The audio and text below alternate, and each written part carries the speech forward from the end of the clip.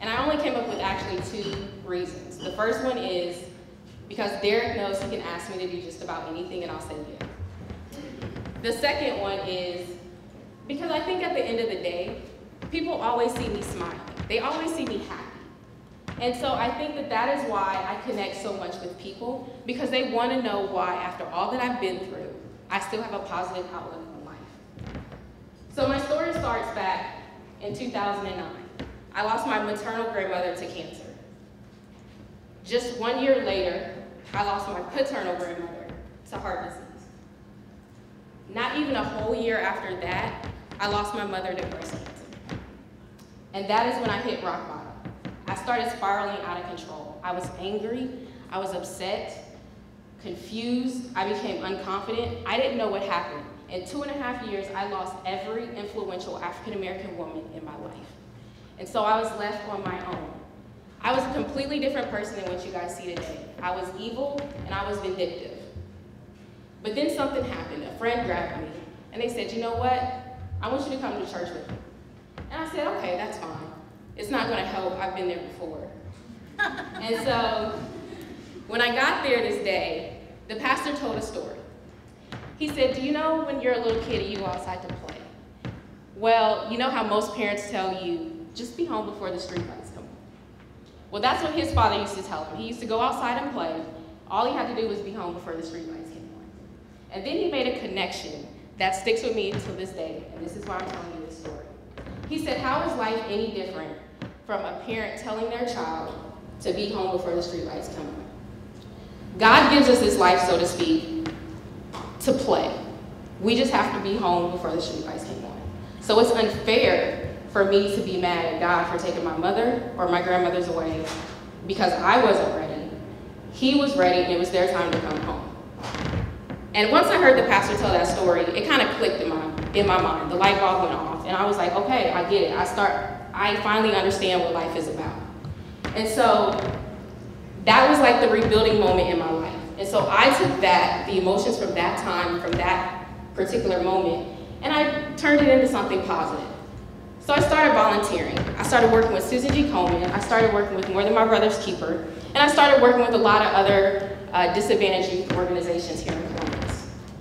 I continually poured myself into other people. I continually gave back. I did everything you could possibly think of. I became Soarer of the Year. I was Volunteer of the Month. I have rewards and accolades galore from that time period in my life. But the one thing that I forgot to do was pour back into myself. And so while it felt great to help somebody else, at the end of the day, I was empty. I was exhausted and I didn't know what to do. And that was another aha moment for me in my life.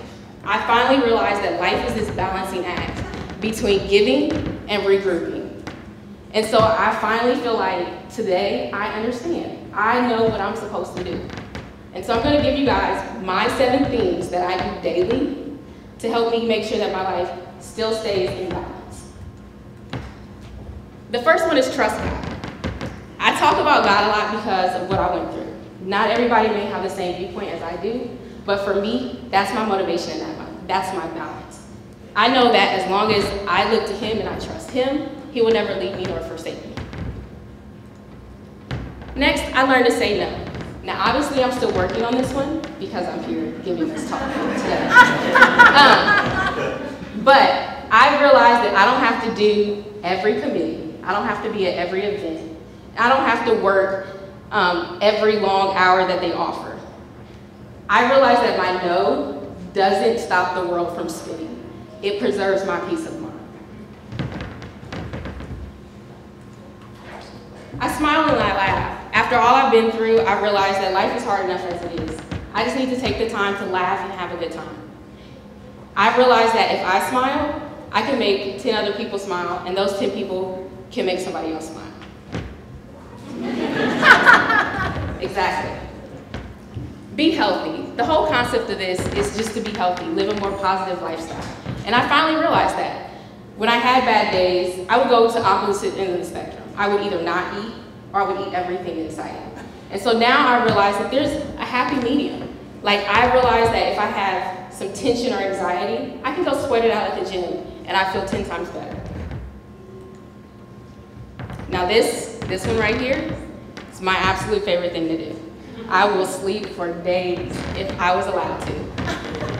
But the one thing my mother used to tell me growing up, she could always tell what was wrong with me by my sleep patterns. If I'm having a bad day, I wouldn't sleep, or I would toss and turn in my sleep all night. So if you guys ever want to know truly how I'm doing, ask how many hours of sleep I have. I help others. When you find your passion in life, go with it, cultivate it. My passion is helping others and making sure that other people are happy. That's just a part of me and that's who I am. And so in order to keep balance in my life, I still have to do that and make sure that others around me are happy. And then finally, I don't forget. I've been through a lot. My past is my past, it's never going away. But my past has helped build me to who I am today.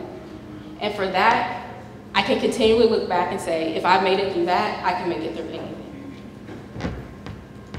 Viktor Frankl said, everything can be taken from a man but one thing, the last of the human freedoms, to choose one's attitude in any given set of circumstances, to choose one's own way.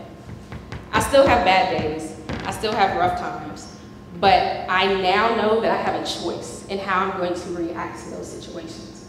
You guys are going to hear, and you have heard, 7 different stories about how people get through their tough times or their inspirational tips for you. You have a choice today to decide which one of these tips, or what tips you're going to take and incorporate into your life to make you the best you. I just wanted to share with you just a really quick minute about what my passions are and what I portray the passions of wellness innovations to be. First and foremost, I love to help organizations and companies dodge